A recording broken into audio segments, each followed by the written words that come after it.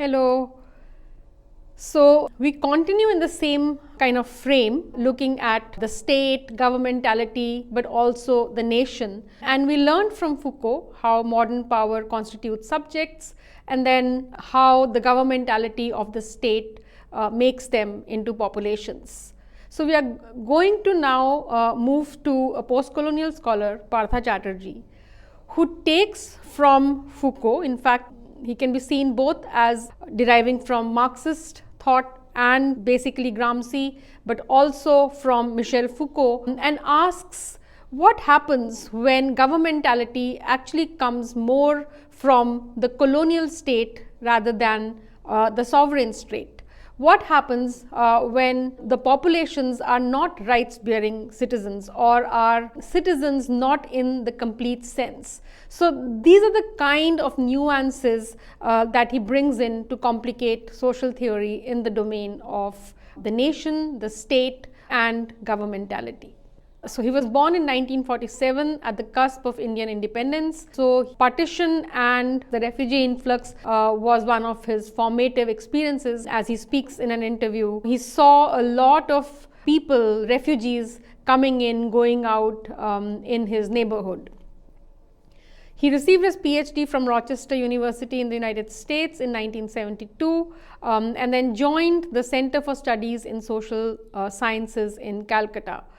He continues to be affiliated with the Center for Studies in Social Sciences, and also is a professor at Columbia University. I should not forget to mention that apart from being a prolific scholar and thinker, Partha Chatterjee is also a playwright, a musician, and has written and directed and acted in and given the music for several plays. I've just put up the poster for one, which is an adaptation of a Bengali novel, his play called Choker Bali.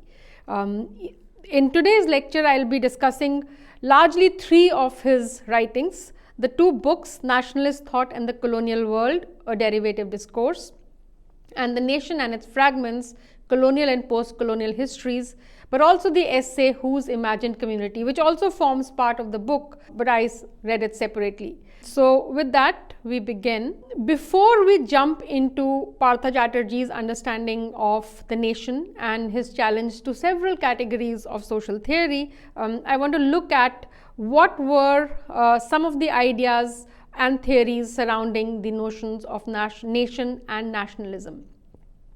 So I look at the work of two of the scholars, Ernest Gellner and Benedict Anderson. Ernest Gellner looks at nationalism as a function of modernity that comes into being with the transition to industrialism. He holds that it's a political principle which asks for the nation, which is the notion of a community or a collective, to be congruent with political boundaries. This eventually develops into the idea of the nation and the state being hyphenated, so the idea of the nation state. But he also argues that most nationalism is imaginative. It imagines for itself a brilliant past and a great future. It invents histories. It invents community where it did not exist. And in that sense, he says nationalism is an ideology that suffers from a pervasive false consciousness. So that's largely and very briefly some of the key ideas of Ernest Gellner. But let's look at Benedict Anderson, whose definition of the nation and nationalism is, I think, one of the most cited definitions of nationalism. So Benedict Anderson, in his book Imagined Communities, defines the nation as an imagined community, and imagined as both inherently limited and sovereign. So he says the nation is imagined as limited because even the largest of nations are going to have borders, right? He says encompassing even 1 billion living human beings has finite demarcated boundaries beyond which lie other nations. Then it is imagined as sovereign because the concept of the nation was born in an age when enlightenment and revolution challenged the legitimacy of the divinely ordained. hierarchical dynastic realm. Finally, it is imagined as a community because the conception of a nation is an agreed upon dream or a horizontal comradeship shared by people who do not know each other and would not know each other, but yet they share this collective sense of community and still share the same concept of the nation despite the persistence of inequalities and exploitative relations between them. Ultimately, this fraternity makes it possible over the past 2 centuries, and this is what puzzles Anderson the most, makes it possible not so much to kill as willingly to die for such limited imaginings. Like, what is it about the idea of a nation that leads people to not just kill but also die for? So this, in fact, is a sociological phenomena. Like, what is this political community that creates a society where people are willing to kill or die for this imagination? It's not even real, it's an imagination. So Benedict Anderson traces this history of the emergence of nationalism to the emergence of what he calls print capitalism. Print capitalism, because he kind of puts the two words together with capitalism. I mean, even Gellner speaks about how nations form with the emergence of modernity and industrialization and the spread of capitalism, but print because it enabled large amounts of cultural ideas to be circulated very widely in the form of newspapers, in the form of novels. For this, in fact, Anderson asks us to visualize the idea that people across the nation can be reading the same novel or can be reading the same newspaper at about the same time, and therefore share a synchronous experience. Look at the same kind of literary or political or social ideas in similar ways. And he calls this synchronous experience homogeneous time. So nations in some ways exist in homogeneous time because of print capitalism. This is an idea that Partha Chatterjee will go on to critique, and I will discuss it in my next lecture on Partha Chatterjee. He also speaks about the map as enabling a visualization of the nation. Think about the shape of India, for example, how essential it is for us to evoke the idea of the country. Here I am again I used country in some ways more loosely, but in social theory and in political theory, there's a very strong sense of understanding of nation as imagined community whose political unit, which may or may not overlap, is the state. So when nation and state overlap, that's when we have the idea of the nation-state, which one could at some points call a country. Then the census also participates in this imagination as it enumerates and creates the idea of who are the other parts of this community. And the museum helps to invent a history for the particular nation. So once all of this happens, this is a paragraph from Imagined Communities that I will read out.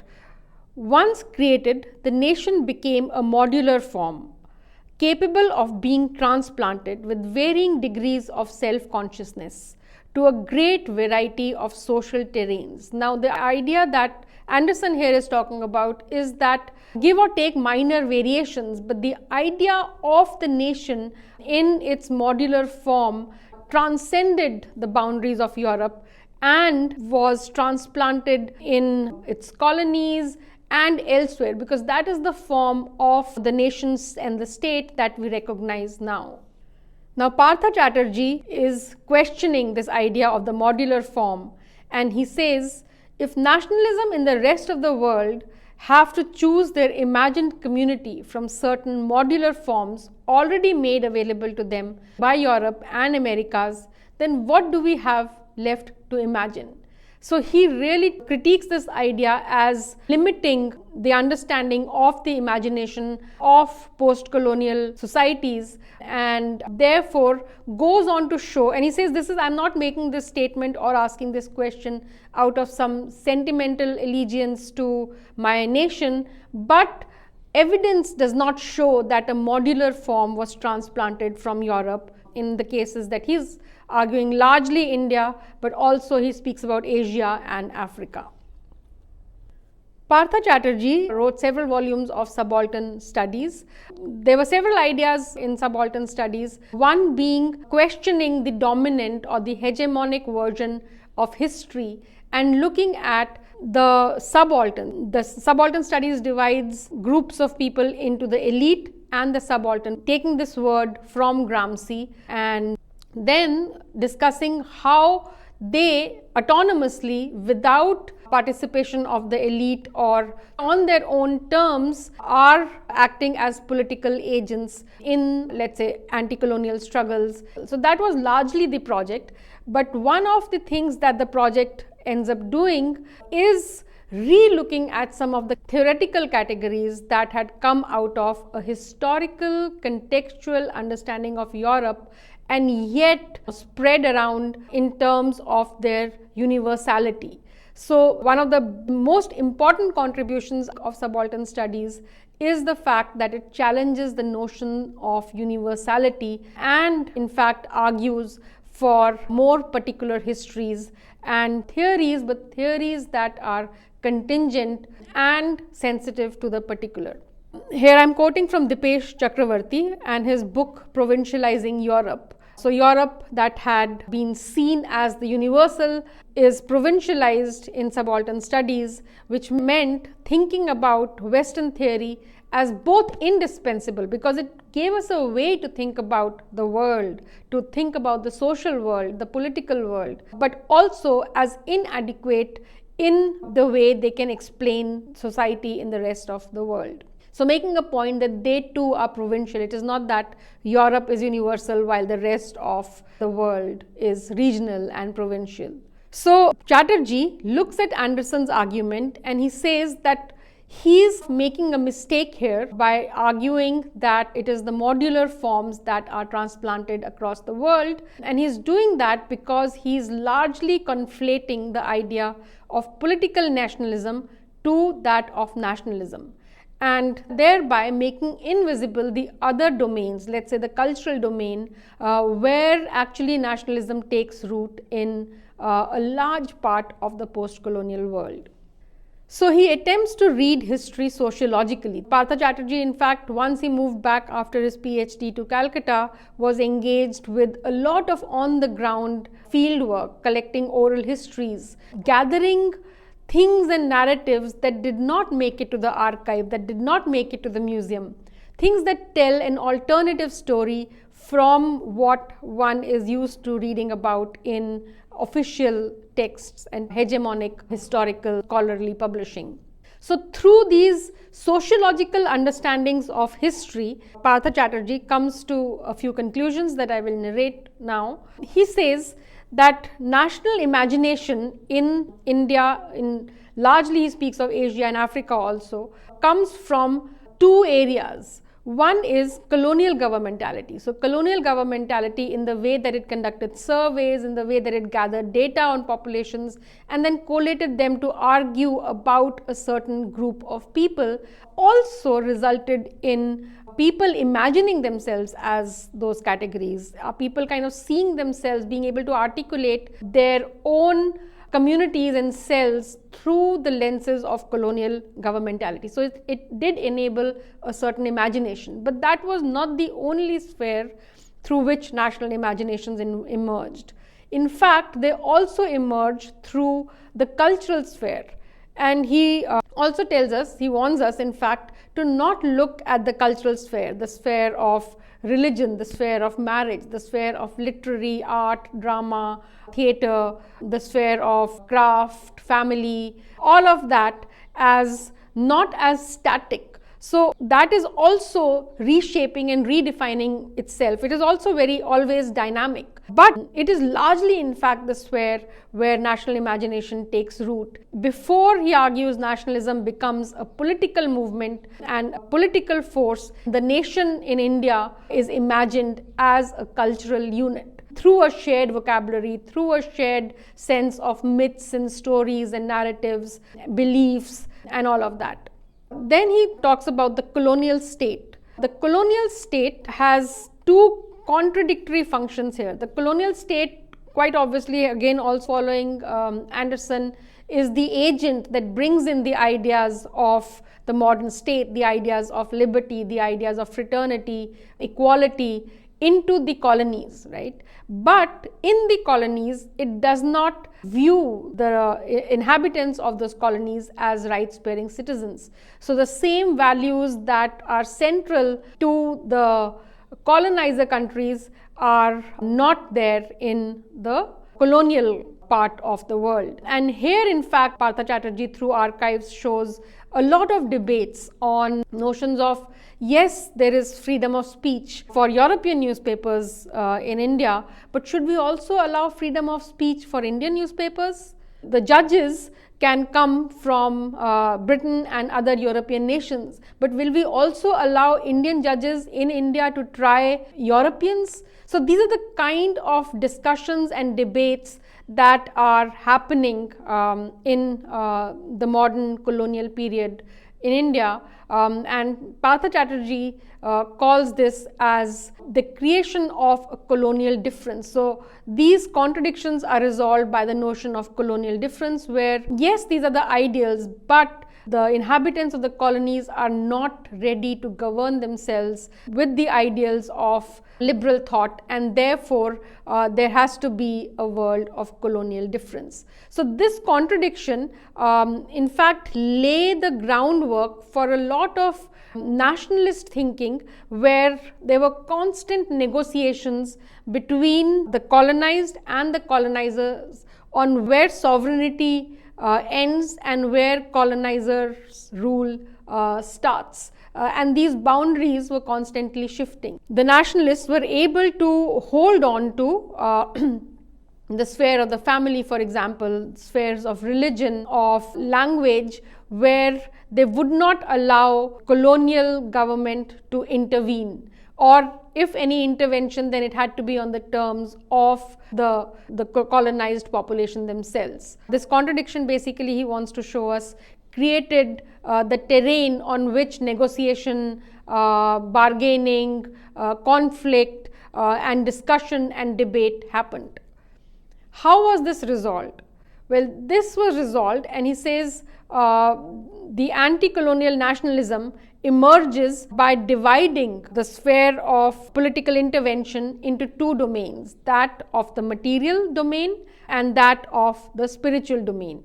The material domain was basically the domain of industry, administration, technology, governmentality. These were the domains where the nationalists agreed that the West was far ahead, and therefore they have to learn from the West, and these are the domains where the colonial government can intervene.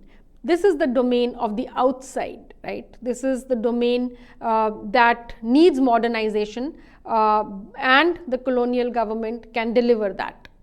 On the other hand, in the domain of the spiritual, they said the East was far more superior than the West, and therefore it is not a domain where they would allow intervention.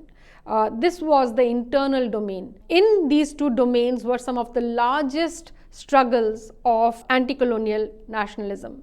So while a lot of changes happened in, let's say, building of roads and railways, and setting up administrative and political functions, in setting up other systems of infrastructure, service delivery, and so on by the Britishers, but in the domain of the family, in the domain of rules and laws related to marriage, related to gendered social relationships, related to medium of instruction in some schools, related to what counts as art, good art, and all of that, there was resistance to the intervention of the colonial government. So I've put up here a painting by Abanindranath Tagore, entitled Bharat Mata.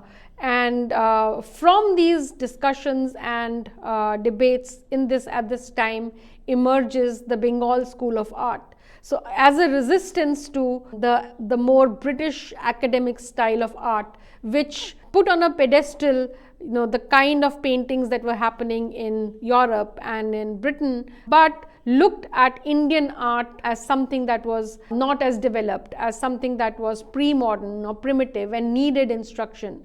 To challenge that idea, Abanindranath Tagore, along with others, bring in aspects from a wide range of, let's say, Mughal art, other Indian crafts, and develop a style of art that is much more, in their words, suited or contextual in terms of India's spiritual domain. And this is just one example. There can be several examples of this kind of situating the spiritual as outside the domain of colonial governmentality. Giving many such examples, Partha Chatterjee argues that post-colonial nationalism is different from the way nations were imagined in the West, in Europe. He says, and in the United States. He says nations were first imagined in the cultural domain, where colonized claimed an inner sovereignty, even as the outer domain of politics and economy remained under colonial control. So, that was the major difference between how nation was imagined as being populated by sovereign, rights-bearing citizens in the West. Here, the imagination of the nation happens in the cultural domain, because the political domain, people are not rights-bearing citizens. They are under colonial governance. So the sites for cultural sovereignty in this imagination become language. He writes extensively about the debate between English and Bengali. In that context, between literature, he talks about drama and novels, where there is the style of academic prose, which is very disciplined, which can be taught in schools, but it is foreign to the native populations. But then, even as they are being educated in that, they often slip into, let's say, bringing in narratives and voice in the way that happens in Bengal folk drama into their novels. So it was a mix. It was, there was modernity and nationalism were being forged through an encounter between the West and the East. It wasn't that a modular form was transplanted without any change in post-colonial world. Art, religion, several debates, Lata Mani and Partha Chatterjee and others have written about debates over sati. Here they speak about how Hindu reformers had been arguing for reforming the practice of sati, even though it existed in a minor population, but there was internal quest towards its reformation. But that changes once the colonial government comes in and starts to intervene in that domain and starts to label it as uncivilized, inappropriate, and backward. That's when a different debate starts. That the debate then starts about what do Hindu scriptures say about it, and how it is essential to an understanding of our culture, and therefore the Britishers should not intervene. So this shift, they say, shows how a certain domain was kept outside, and how in that domain a sovereignty for the Indian nation was first kind of established. Family was a huge domain, and I've put up here a poster of Tagore's novel The Home and the World, which very nicely, in fact, situates here gendered social relations in the concept of the new woman as she emerges in this culturally sovereign territory as somebody who is educated in both the Eastern and the Western sense, is literate, is educated, and yet embodies all that is traditional, all that is spiritual and deep in Eastern thought and wisdom. and that showed in dress. In fact, it's easy to see how formal dress in India, in contemporary India also, now for women is still often viewed as a sari, which is also a traditional dress, although for men it is a western suit. Therefore, showing that it was the outside sphere largely associated with men's, men venturing out as that which had to modernize, whereas the inner sphere, the inner sanctum, the family, the home, and that largely associated with the feminine, the women, was to be the harbinger or the keeper of tradition. So this is the way that cultural sovereignty emerges in India, and with that, Partha Chatterjee is able to show that don't take this as a story or a narrative or a history of provincial India as something that is exclusive or something that is exceptional in the Indian historical narrative. He says the Western universals also, if you look at them, nation, reason, liberty, emerged within a particular historical context, emerged at a particular time and space through contingent factors, and therefore these two are historically particular. I'll end this lecture today, and we'll meet again with Partha Chatterjee in my next lecture. Thank you.